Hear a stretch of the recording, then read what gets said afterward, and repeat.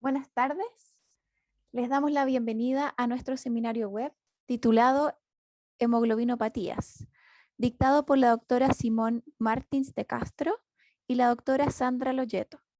Esta instancia ha sido organizada en conjunto por la Sociedad Latinoamericana de Errores Innatos del Metabolismo y Pesquisa Neonatal y el Laboratorio de Enfermedades Metabólicas del Instituto de Nutrición y Tecnología de los Alimentos de la Universidad de Chile.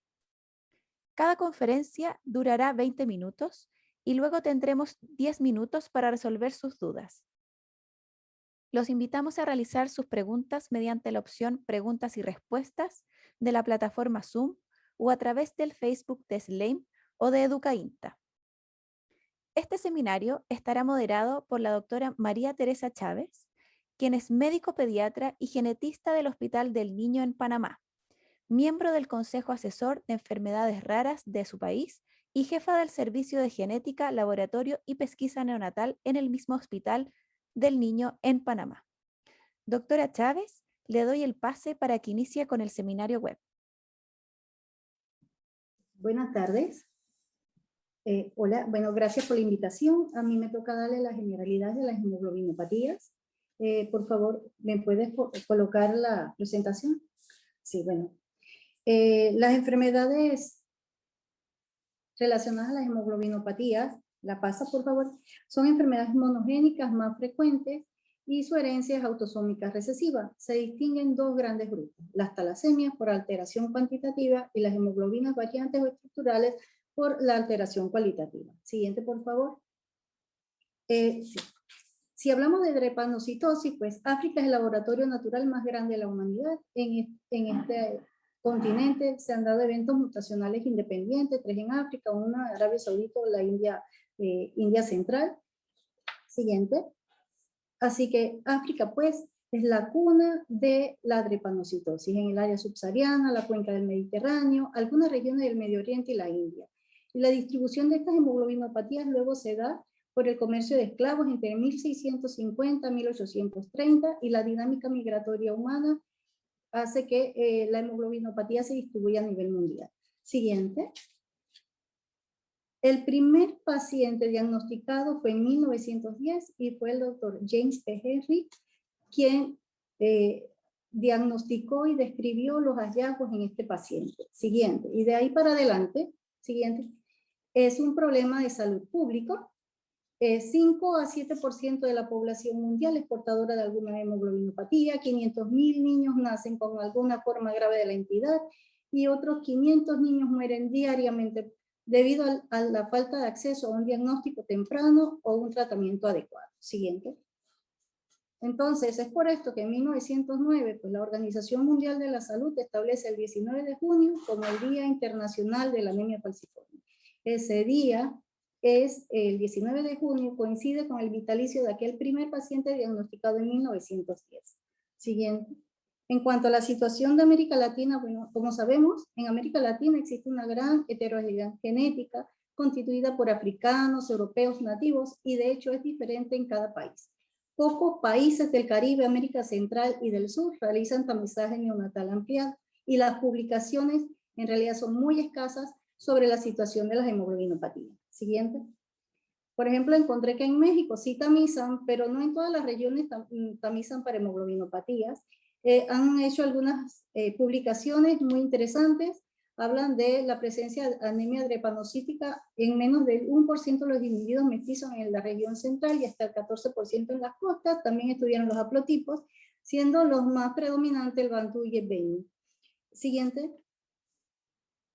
En cuanto a Costa Rica, pues Costa Rica tiene uno de los tamizajes ampliados más envidiables para la región de América Latina. Tienen una publicación muy interesante, 70.943 niños tamizados con la prueba de talón, en donde encontraron, si hacemos el cálculo, un 0.004% con anemia drepanocítica, muy bajo. ¿Sí? Siguiente, Panamá, mi país.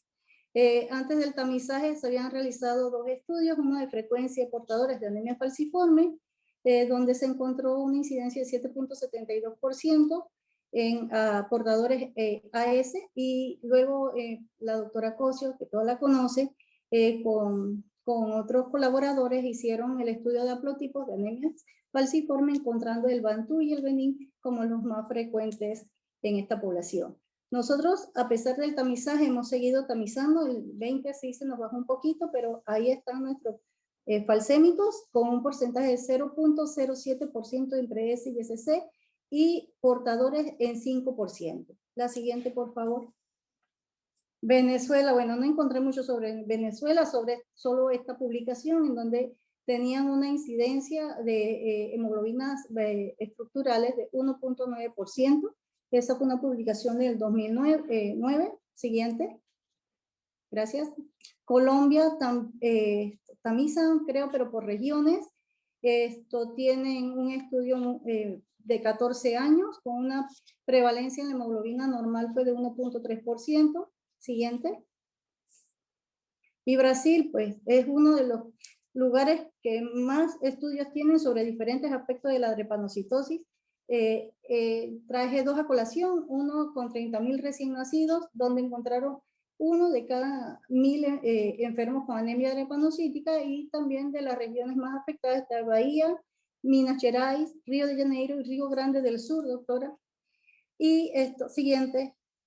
Bueno, Ecuador no tiene tamizaje, un pequeño estudio donde no encontraron ningún homocigoto para anemia drepanocítica. Siguiente, por favor. Y bueno, Chile y Argentina, que aunque tamizan, no encontré nada sobre tamizaje con hemoglobinas. Bueno, entonces damos paso a nuestra primera invitada del día de hoy. Ahí tenemos el Caribe, sí. Ellos tienen una red caribeña de investigadores clínicos para drepanocitosis y talasemia. Aquí les traje sus últimos datos. Bueno, muchas gracias. Y entonces vamos a dar inicio con la doctora Simón Martín de Castro. La doctora Simón Martín de Castro es bioquímica, farmacéutica y doctora en bioquímica de la Universidad Federal de Río Grande del Sur. Actualmente profesora asociada de la Facultad de Farmacia de la institución. La doctora Martí es la coordinadora del Servicio de Referencia y Pesquisa Neonatal del Estado de Río Grande del Sur. Doctora Martín, gracias por acompañarnos hoy y puede iniciar su presentación. Obrigada.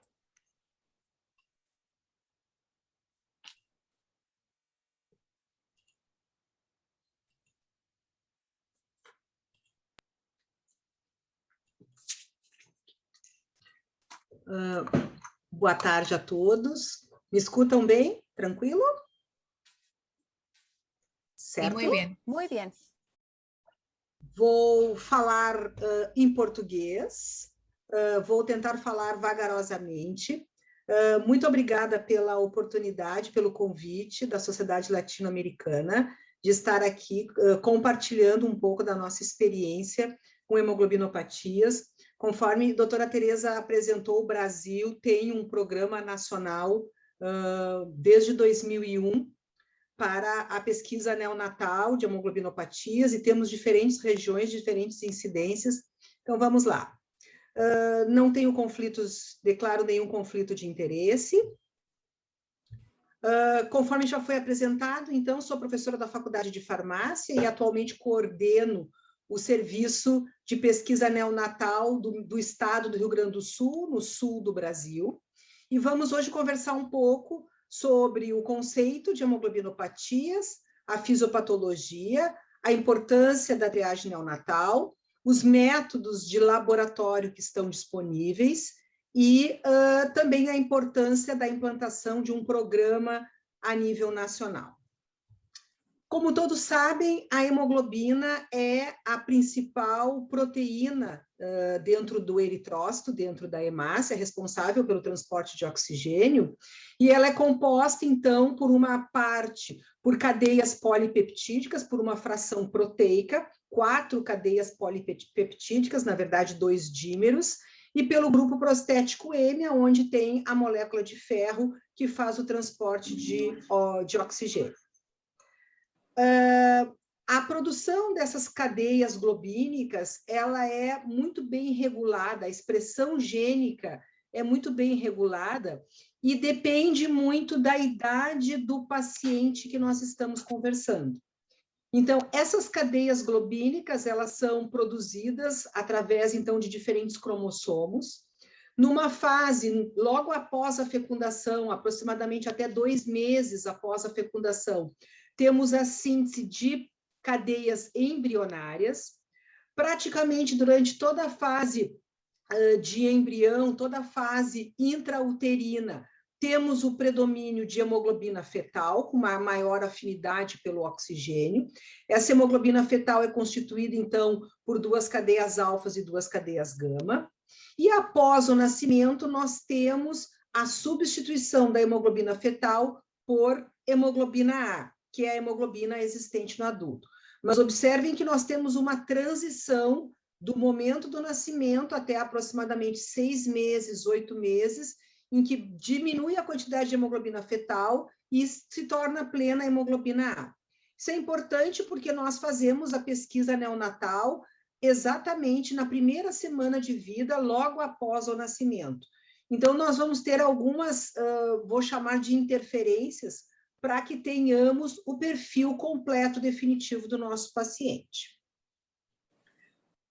Como eu comentei, a regulação, a expressão gênica é muito sábia na síntese dessas cadeias globínicas.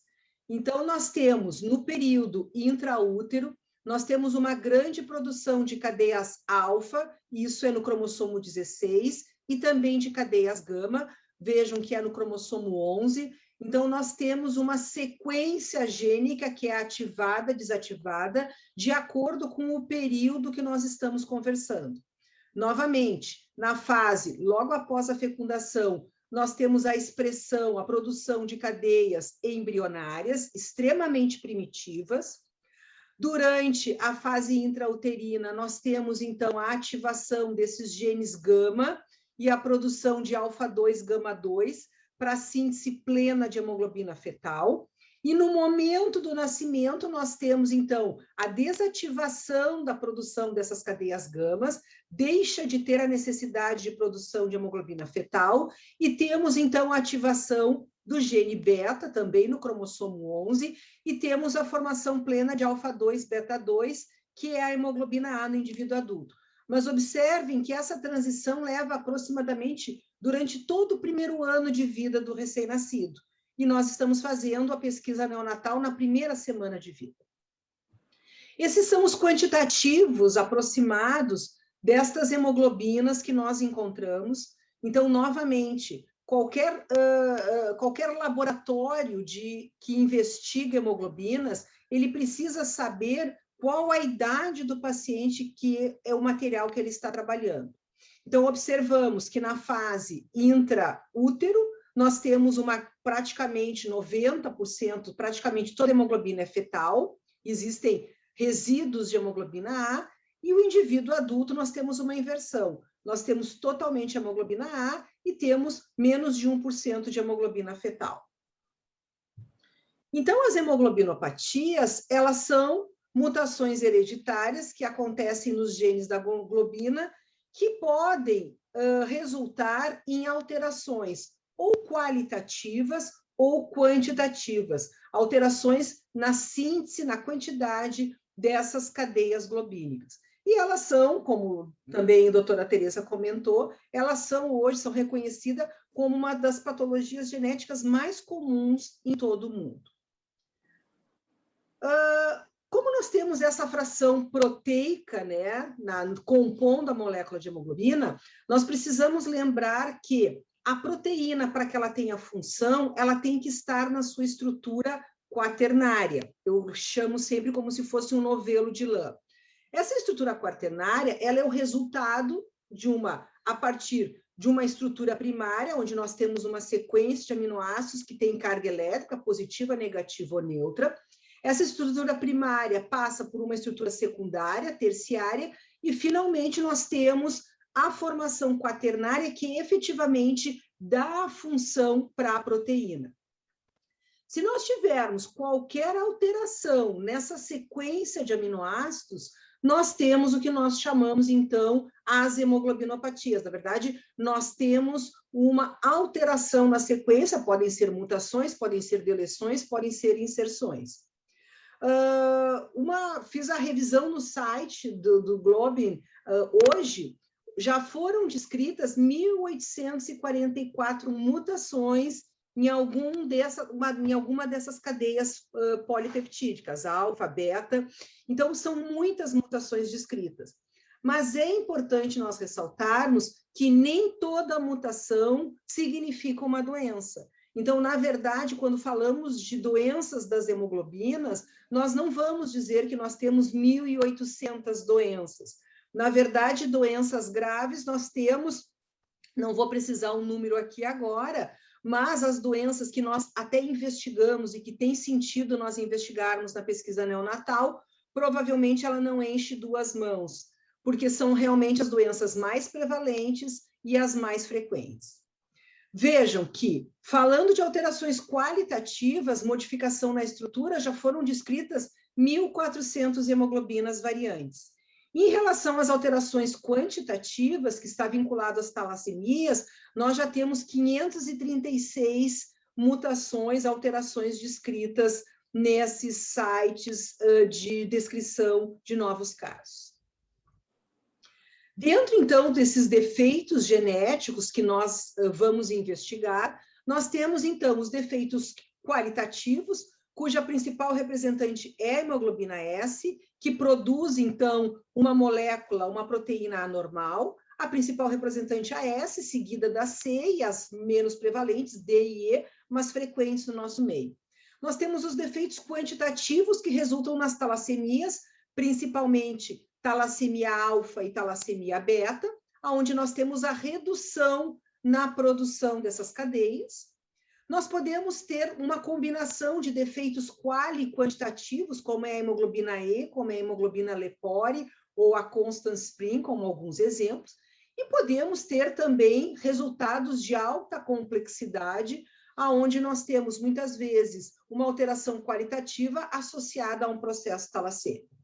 Observem que, praticamente, 75% dessas mutações descritas são mutações de ponto.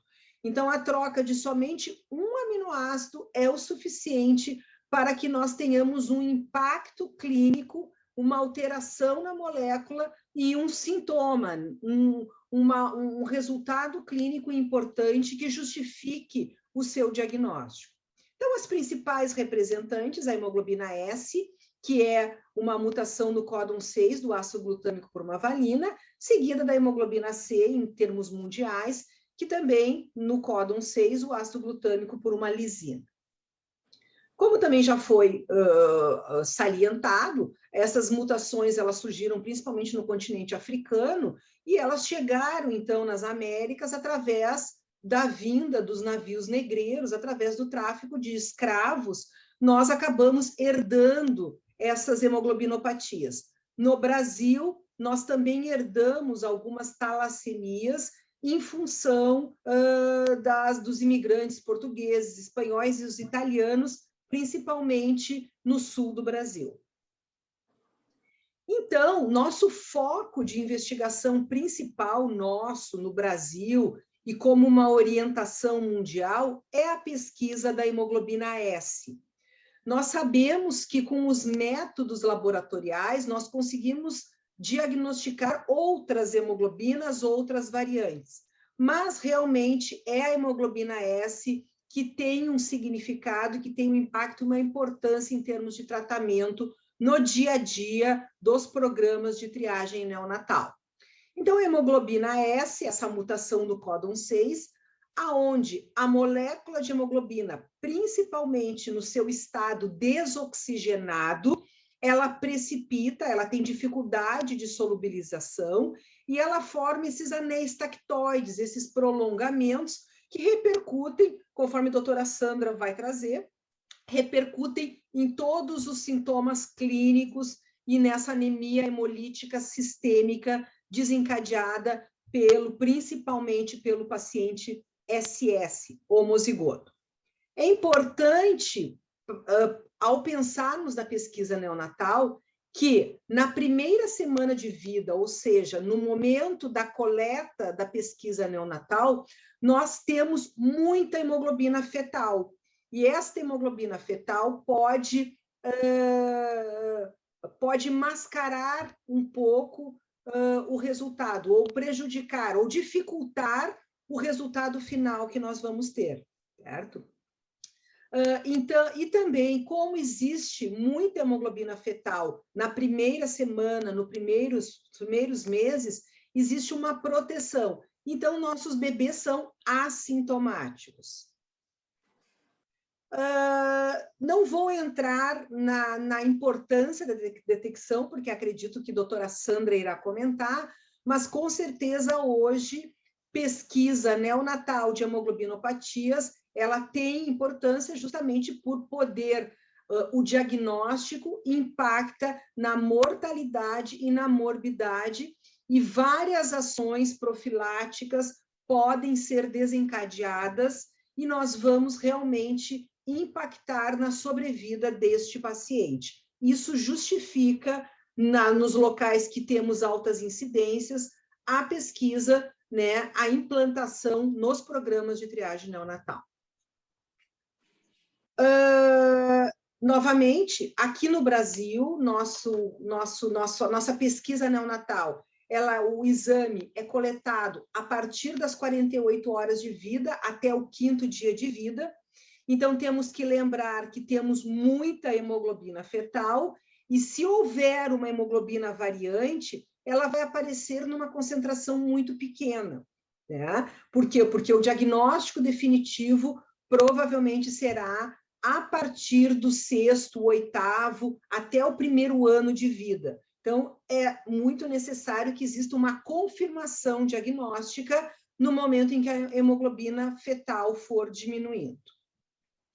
Os métodos que nós temos no laboratório, os métodos mundialmente aceitos, nós temos o HPLC, a eletroforese capilar, a focalização isoelétrica, e também já temos a espectrometria de massas para o laboratório de hemoglobinopatias. O foco principal, como já comentei, dos programas nacionais é a pesquisa da hemoglobina S, mas hoje existe uma ampliação. Então, não se investiga somente, ela é a principal, mas nós conseguimos dar outros diagnósticos e diagnosticar outras hemoglobinas variantes na triagem neonatal. Rapidamente, sobre os métodos utilizados, amplamente utilizados, nós temos, então, os principais métodos utilizados, eles são baseados em carga elétrica. Isso limita. Eu comentei que nós já temos mais de 1.400 mutações descritas. Então, se houver a troca de um aminoácido positivo por outro aminoácido positivo, um método baseado em carga elétrica, talvez ele não consiga detectar. Mas a focalização isoelétrica, um método utilizado em vários serviços, está baseado, então, no ponto isoelétrico, existe a precipitação dessa proteína. O grande problema é um método, vou apresentar um gel, é um método, nós utilizamos na nossa rotina, mas ele é um método mais laborioso, é um método mais trabalhoso, ele é um método é praticamente um método todo ele manual, que requer, então, um operador de 2 a 4 horas envolvido tecnicamente, o que pode retardar, então, a liberação do laudo da pesquisa neonatal. Mas ele é um método principalmente qualitativo, muito utilizado na pesquisa neonatal. Como método quantitativo, ele também tem as suas limitações, porque ele tem um coeficiente de variação elevado, então, também seria interessante nós pensarmos no HPLC, o segundo método amplamente utilizado, a cromatografia líquida de alta resolução. O HPLC já é um método bem automatizado, ele é baseado, então, existe uma coluna carregada com carga elétrica, onde nós passamos, então, a nossa suspensão com diferentes hemoglobinas, e de acordo, de novo, com a carga elétrica das diferentes hemoglobinas, nós teremos a liberação dessas proteínas através de uma detecção.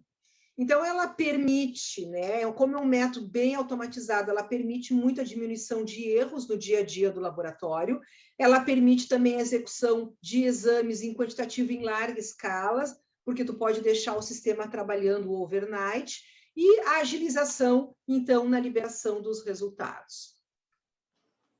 Esse é só para demonstrar um padrão, como num gráfico, então, a detecção de um padrão normal, uma concentração elevada de hemoglobina fetal e um pico pequeno de hemoglobina A, um perfil FA, um paciente que será um AA, um paciente a princípio normal.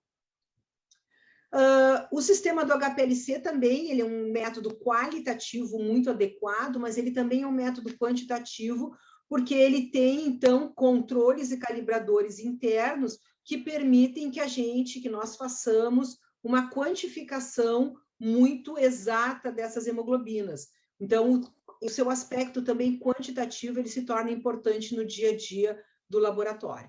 Alguns resultados para nós vermos como, mesmo tendo hemoglobina fetal, nós já na primeira semana de vida conseguimos fazer uma distinção entre um indivíduo normal, um indivíduo portador e talvez um indivíduo, um bebê doente. Então, vejam, um pico de hemoglobina fetal e um pico pequeno de hemoglobina A na primeira semana de vida.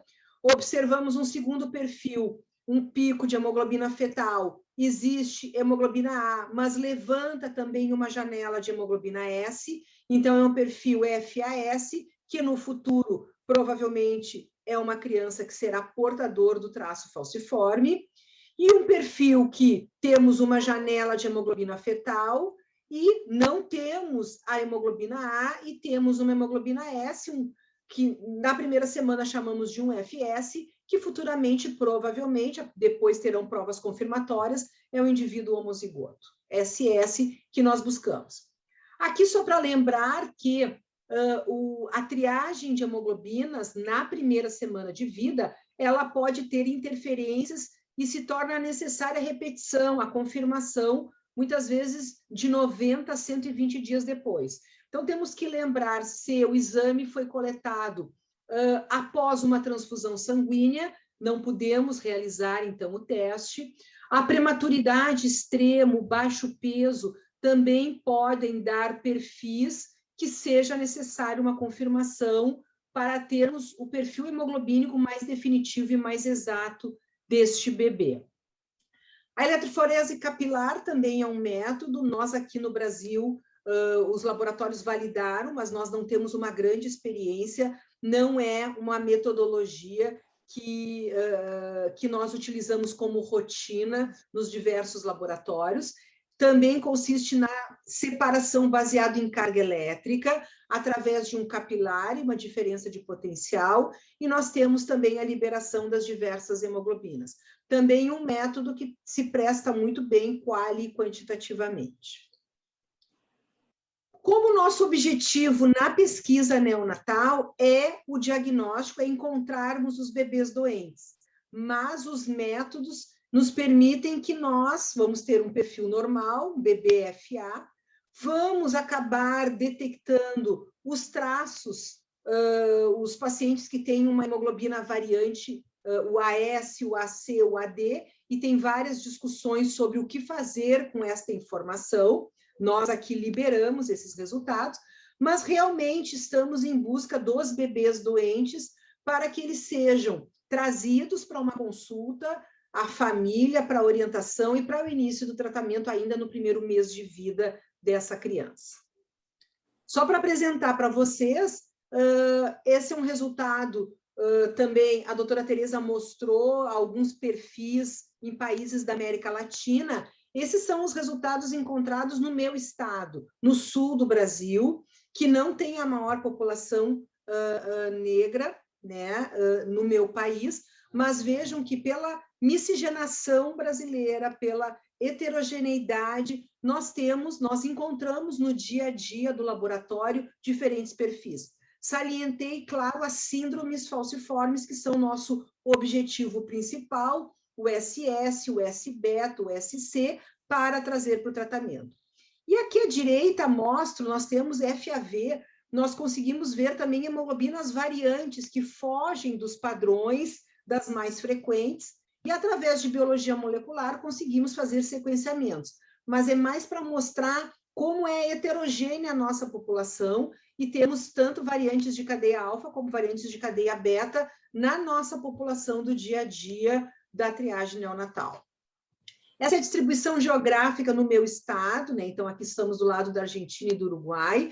Existe justamente pela entrada dos navios negreiros, existe uma concentração geográfica estadual. Isso para as políticas de saúde pública são importantes. Nós temos, então, ao redor de Porto Alegre, a capital, e no sul do estado, onde existiam as plantações, nós temos concentrações desses pacientes em maior quantidade.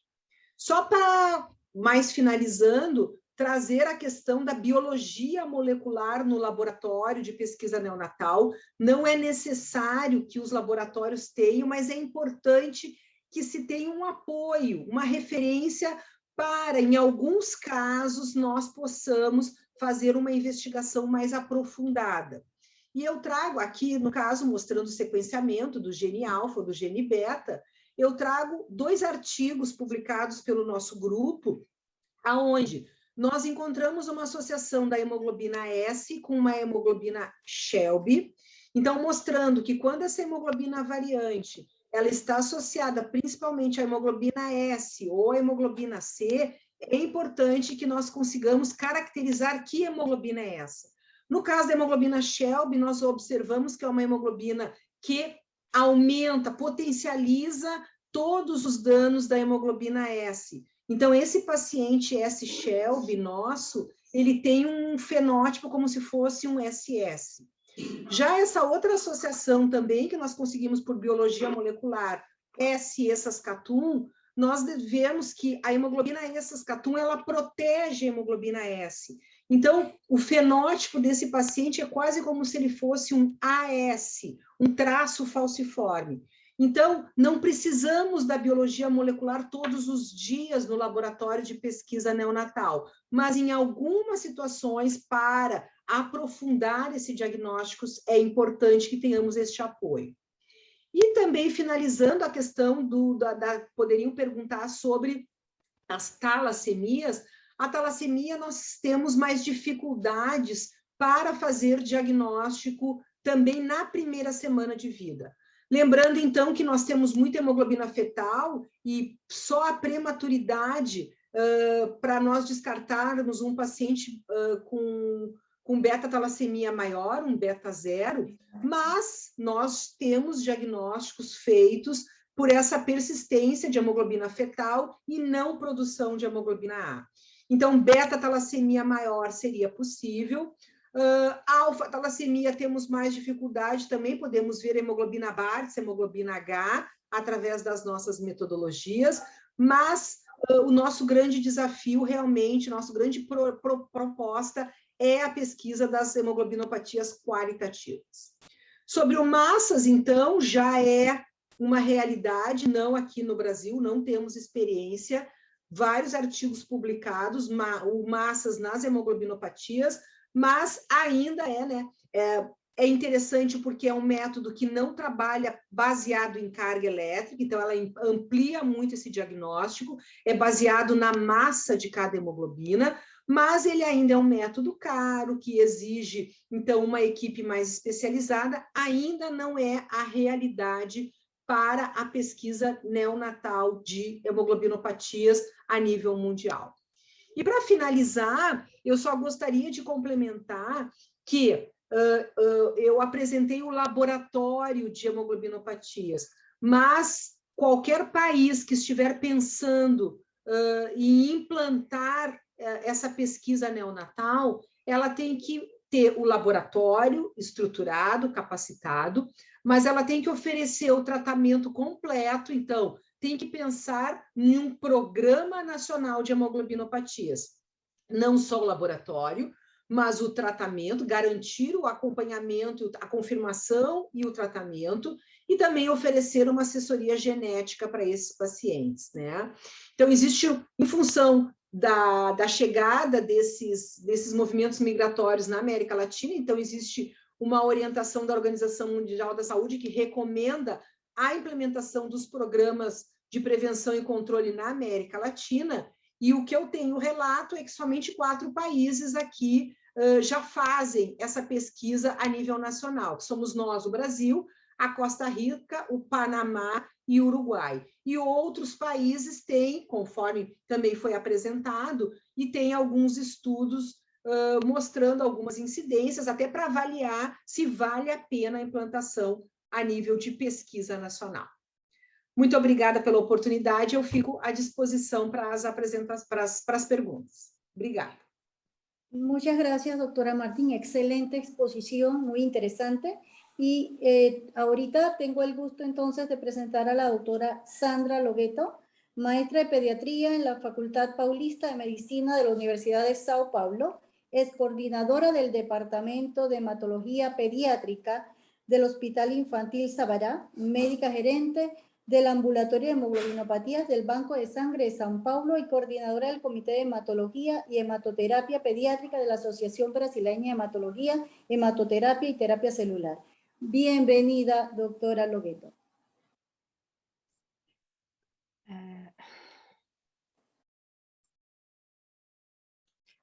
Olá a todos. Gracias, Teresa, pela apresentação. Me sinto muito honrada com esta invitação. Estou muito feliz de estar com vocês aqui, mas já notado que meu espanhol não é bom, então minha aula também vou falar em português. Muito obrigada. E vamos, então, falar do manejo clínico e do segmento clínico dessas crianças com a anemia falciforme.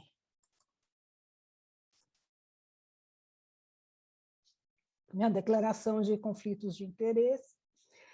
Então, o que eu quero começar dizendo é que, com a implantação da triagem neonatal e o diagnóstico precoce da anemia falciforme, já nos Estados Unidos, nós já percebemos a queda da mortalidade nas crianças entre 1 e 4 anos, caindo em aproximadamente de 15% para aproximadamente 2%, só com a introdução da prevenção, o conhecimento da doença e o tratamento adequado da anemia falciforme.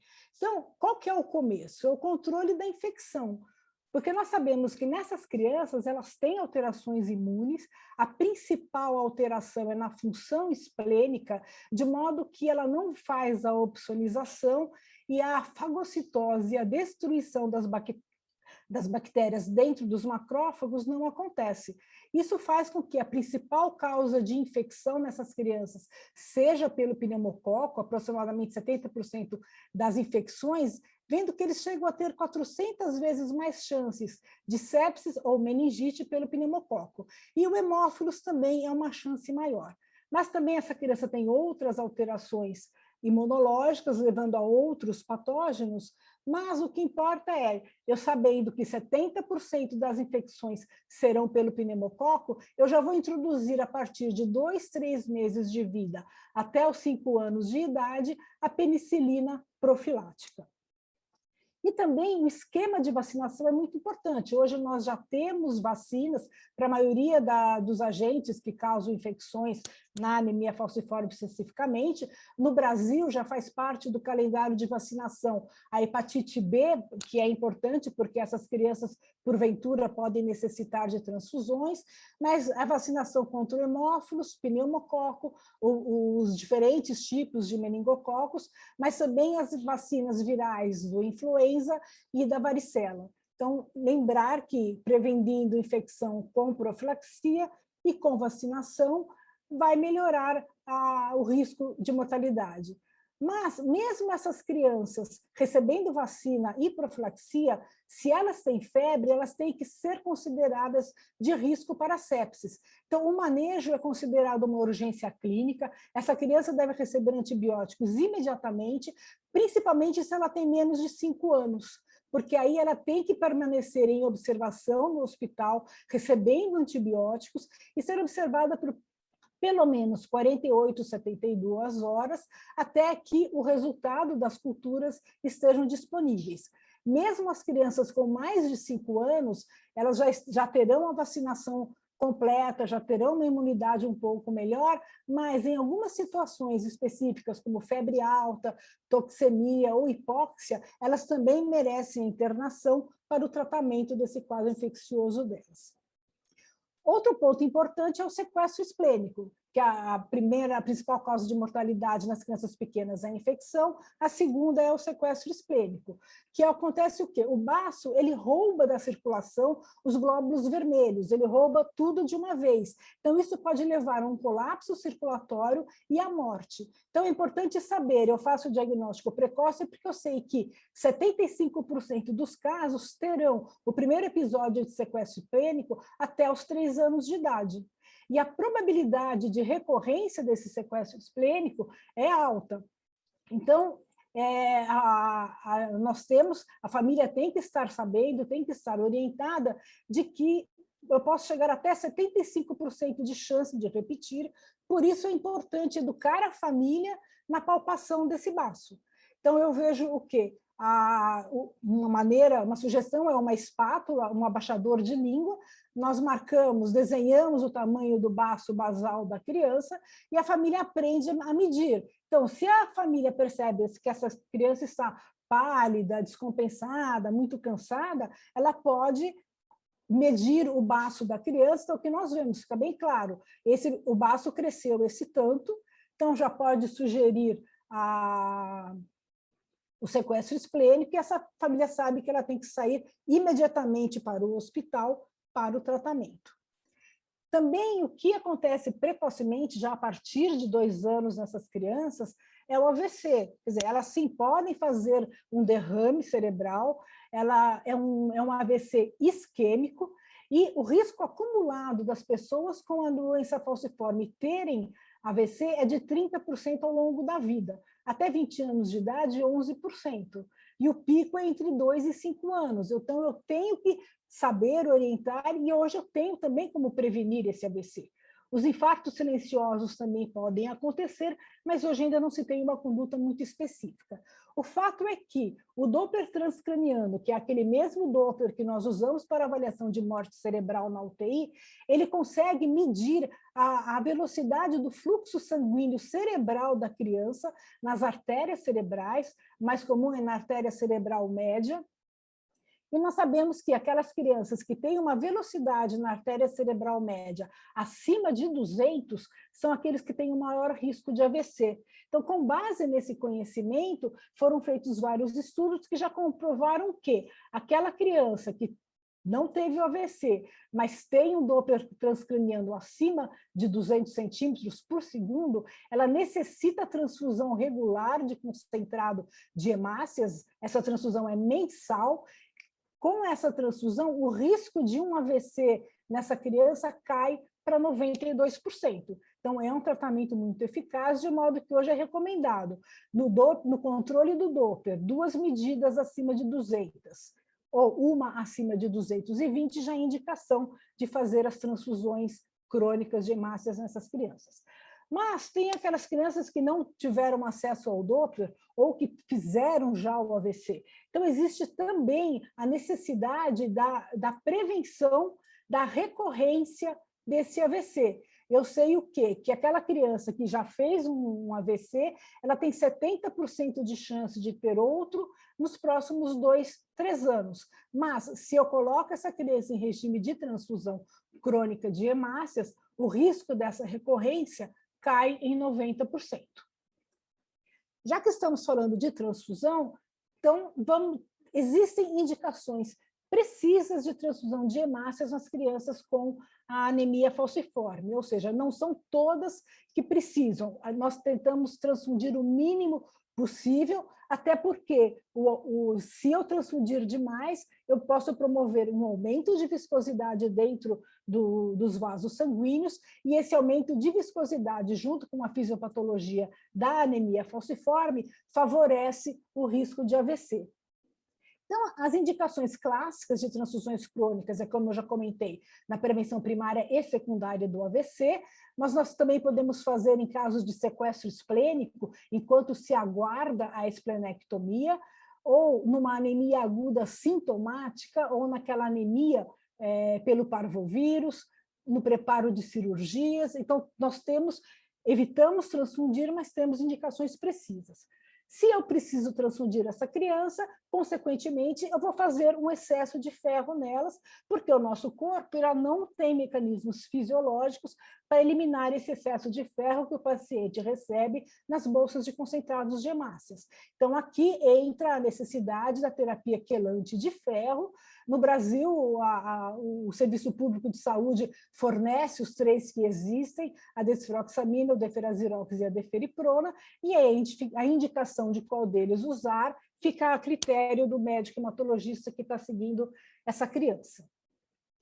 A hidroxiureia hoje é um medicamento excepcional, ele mudou a história natural realmente da anemia falciforme. Ele melhora em muito e controla as crises dolorosas. Então, o que nós temos? Uma representação, o sangue na anemia falciforme, em situações de hipóxia, eu acabo levando a formação das hemácias em foice, e essas hemácias em foice, junto com plaquetas e com glóbulos vermelhos, eles acabam aderindo na membrana do vaso, né, lesando a membrana do endotélio e resultando num processo inflamatório. Então, nós falamos que essa criança com anemia inflamatória, com anemia falciforme, ela vive num processo inflamatório crônico, e a hidroxiureia vai fazer o quê? Na medula óssea, ao inibir a produção das células sanguíneas, ela faz com que haja uma produção de mais hemoglobina fetal. E essa hemoglobina fetal, ela protege a sintomatologia daquela criança com anemia falciforme. No sangue periférico, eu tenho mais hemoglobina fetal também, eu tenho macrocitose, isso melhora a hidratação da célula, melhorando a sintomatologia. E nos vasos sanguíneos, com menos células para se acumularem, eu vou diminuir a adesão das células no endotélio e melhorar essa função endotelial.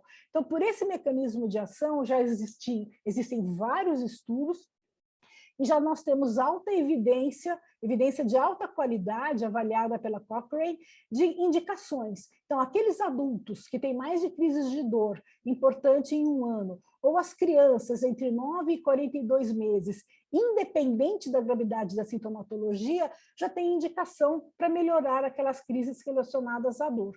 E uma evidência de qualidade moderada seriam aqueles adultos que têm as suas atividades diárias comprometidas ou uma qualidade de vida diminuída por conta de dor ou de anemia, ou que tem a síndrome torácica frequente. A síndrome torácica é a crise dolorosa quando acomete os pulmões, e nas crianças e adolescentes também, independente da gravidade clínica, para melhorar a sintomatologia associada à dor e à anemia. E hoje nós devemos usar na dose máxima tolerada, ou seja, é aquela dose máxima de hidroxiureia que o paciente consegue receber, desde que não interfira na anemia, nos leucócitos e nas plaquetas.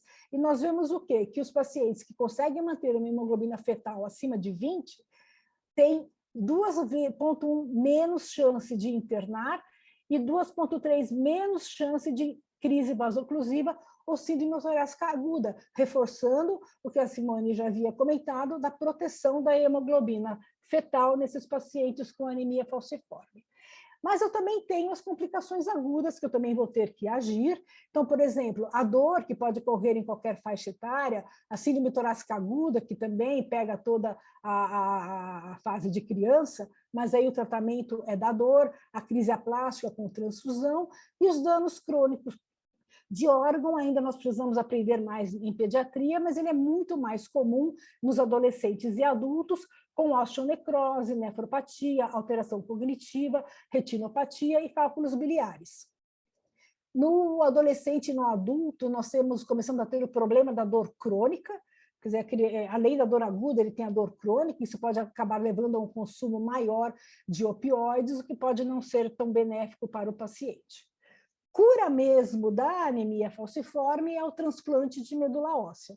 Então, nós temos resultados bons, Estados Unidos, Europa, no Brasil também, transplante de medula de irmãos HLA idênticos, é um estudo retrospectivo de Ribeirão Preto, mostrando uma sobrevida global, um segmento médio de 4,2 anos, de quase 90%, quer dizer, é um valor muito semelhante aos dados dos Estados Unidos e Europa, onde chega de 90%, 95% de chance de cura, desde que seja entre irmãos HLA idênticos. E existem indicações precisas, porque o transplante também não é um procedimento isento de riscos. Então, aqueles pacientes com falciforme que já usam hidroxiureia ou que já estão em transfusão crônica, mas mesmo assim continuam tendo alterações neurológicas secundárias ao AVC, ou já tiveram um AVC instalado, ou continuam com crises vasoclusivas graves, ou priapismo, ou tem algum anticorpo anti-eritrócito adquirido nas transfusões, ou já tem osteonecrose, eles já podem ter indicação do transplante desde que tenham esse irmão HLA compatível, que é o que vai melhorar a vida deles. Muito importante também é o ambulatório de transição, porque com esse conhecimento, com a triagem neonatal e sabendo o que eu tenho que prevenir e como que eu tenho que tratar, a criança melhorou, mas quando ela vai passar para a clínica de adulto, ela acaba se perdendo. Ou seja, é aquele paciente que está há 18 anos com o pediatra, depois vai para o adulto, ele, se não tem um controle maior, ele pode se perder e não procurar a clínica, e aí nós vemos que a mortalidade começa a ficar alta nessa faixa etária de transição. Então, a proposta é que já desde 12, 14 anos já se comece a conversar com a criança da possibilidade dele fazer essa transição. Essa transição tem que ser junto com a equipe de adulto, incluindo o serviço social, psicologia, o médico, a enfermagem, a nutrição, todo mundo que já está habituado com aquele paciente, para que as características daquele paciente seja passado para o serviço de adulto, para que se continue o tratamento. Com 18 anos é feita a transferência e depois, quando se confirma que essa transferência aconteceu, aí ele pode manter o segmento. E isso é muito nítido nesse gráfico, que é a avaliação da clínica de transição do St. Jude, onde ele mostrou o quê? O azul é a perda de segmento. Então, antes da implementação do ambulatório de transição, chega de 60% dos pacientes se perdiam e não procuravam o hematologista de adulto. E após a implementação, foi aumentando gradativamente a porcentagem de pacientes que efetivamente começavam a seguir na hemato de adulto, aumentando de 5% para 90% de acesso, e espera-se que agora, com essa transição bem feita, nós conseguimos diminuir a mortalidade nessa faixa etária de adulto jovem, e os pacientes consigam viver mais. Então, resumidamente, né, de tudo que eu falei, se eu quero seguir e manejar um paciente com a doença falciforme, eu vou ter que começar lá na prevenção, com a triagem neonatal, a profilaxia das infecções, com a penicilina vacina e o Doppler transcraniano. Eu tenho que orientar a família, eu tenho que fazer uma educação médica de pediatra ou do clínico de adulto para o diagnóstico e tratamento precoce de sequestro, infecção e dor, e eu tenho que estar atualizada no tratamento, quando indicar hidroxiureia, transfusão, quelação. Hoje nós temos novas drogas sendo estudadas e aprovadas com o objetivo de melhor controle das crises de dor e de espaçar o intervalo entre as crises de dor, saber quando indicar o transplante. Hoje a terapia gênica ainda está em investigação clínica e a clínica de transição. Então, eu trago aqui uma sugestão de acompanhamento ambulatorial desses pacientes, né? Então, assim, as consultas, incluindo a medida de pressão arterial e a medida de PO2. As crianças com menos de 3 meses têm que ser mensal, porque eu não sei como que vai ser o segmento dessa criança. Eu sei que nesses primeiros 3 meses, ela não vai ter crise, porque ela está protegida pela hemoglobina fetal, mas é um período onde vou estar aqui reforçando a orientação familiar sobre o que é a doença, quais são as consequências e o que a família precisa fazer. Acima de 3 meses, nós podemos acompanhar a cada 2 meses, entre 1 ano e 5 meses, a cada 3 meses, depois a cada 6, ou a qualquer momento, quando necessário. A criança, já com 5 anos, a gente já pode começar a conversar com ela de uma forma lúdica, com gibis, desenhos, o que for, para explicar o que ela tem. Porque na adolescência, a gente já precisa fazer um trabalho de empoderamento para que ela vá para a escola, ela siga uma carreira profissional, ela tendo um tratamento adequado, ela consiga tocar a vida dela para frente. E sempre orientando a família, orientando o paciente conforme a idade, orientando o que fazer na febre, na dor ou qualquer sintomas que esse paciente tenha, se principalmente protegendo do frio, porque o frio é um dos fatores que pode desencadear a crise dolorosa, mantendo a hidratação, porque a desidratação também desencadeia a crise dolorosa. Em relação a segmento ambulatorial, já logo que a criança nasce, o ideal no primeiro ano de vida é já fazer a fenotipagem ou genotipagem dos glóbulos vermelhos dela, porque caso ela precise de uma transfusão, o ideal é que seja uma transfusão com uma fenotipagem estendida. No primeiro ano de vida, fazer a eletroforese de hemoglobina confirmatória, como a Simone já falou. A partir de 1 ano, a cada 6 meses, ou a qualquer momento, quando necessário, fazer o controle do hemograma, dos rins e do fígado. A criança, pela falsização constante renal, ela começa a perder proteína na urina. Então, a partir de 10 anos, anualmente, já fazemos o controle de urina e de microalbuminúria, controle da puberdade a partir de 11 anos. Se é um paciente que transfunde, sorologias e ferritina.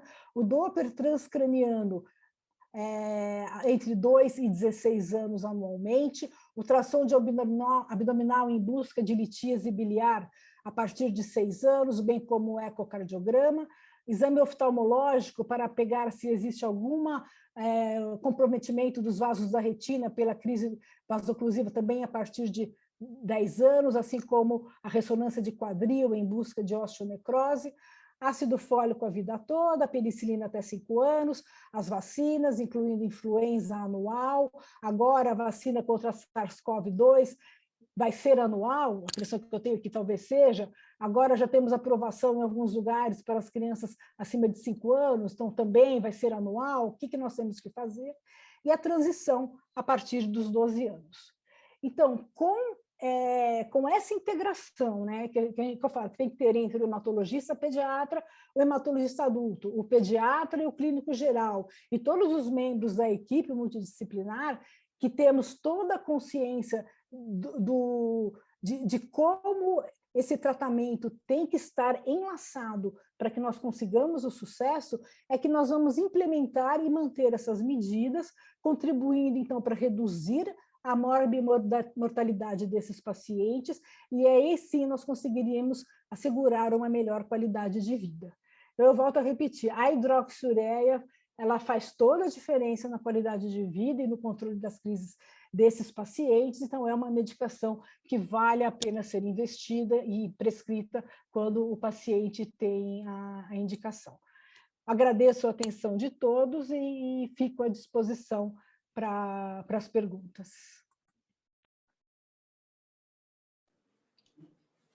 Gracias, doctora Logato. Logetto? È Logetto. Logetto. Italiano. Ok, Logetto.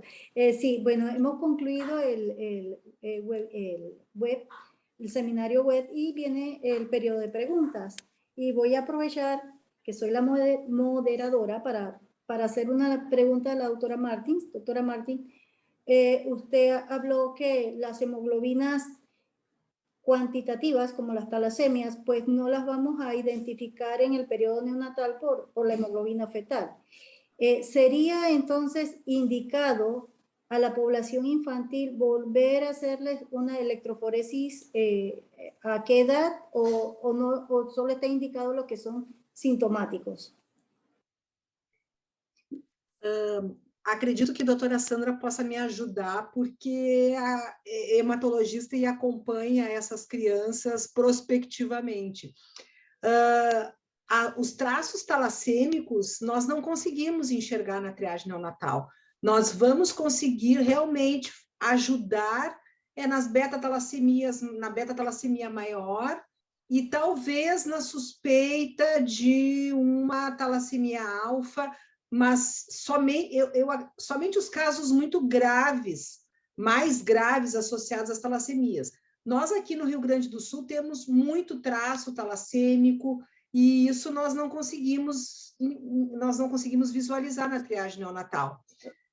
Teria que realmente, com 1 ano, com a criança, se tiver uma suspeita, uma microcitose, uma anemia, teria que fazer uma eletroforese, enfim, fazer uma investigação, porque na primeira semana de vida nós não conseguimos enxergar. Não sei, doutora Sandra, qual é a tua sugestão? É exatamente isso. A dificuldade diagnóstica que nós temos é com a talassemia intermediária e com a talassemia menor, porque são as que não conseguimos identificar na triagem neonatal. Mas nós não fazemos de rotina em todas as crianças, mas se a criança tem uma anemia hipocrômica microcítica, afastada a deficiência de ferro, que seria a principal causa, aí sim nós pedimos a eletroforese de hemoglobina para avaliar a possibilidade da talassemia beta menor, ou quando ela tem uma hemoglobina mais baixa, possivelmente a talassemia beta intermediária. Mas seria se o paciente tem hipocromia microcitose, não de rotina. Okay, muchas gracias. Tengo otra pregunta para la doctora Loyeto. Cuando fui residente de pediatría, mi trabajo se basaba en la medición con el Doppler transcranial de la velocidad de la arteria temporal en los niños con anemia falciforme. Y una de mis preguntas era si el nivel de hemoglobina alteraba esa velocidad por ejemplo, si tenía un niño con anemia falciforme con 7 gramos de hemoglobina versus uno con 8.5, ¿hay algún grado de alteración de la velocidad de la arteria temporal? Sim, pode alterar. Tá? Então, nós sabemos, uma das recomendações é que, caso aquela criança não esteja com a hemoglobina basal dela, tá? Então, digamos, se a hemoglobina basal dela é 9, e se faz o Doppler com essa hemoglobina de 9... ¿Cuál sería el mejor momento para ese Doppler transcranial control y de ahí en adelante, entonces, tener una basal? Sim, o melhor momento é quando a criança está estável. Estável. Então, se ela está bem, ela não teve febre, porque a febre também interfere na velocidade do Doppler, ela não teve piora da anemia, não tem crise, não tem nada. Ela está no basal dela, se o basal dela é hemoglobina de 7, vai valer aquela velocidade com hemoglobina de 7.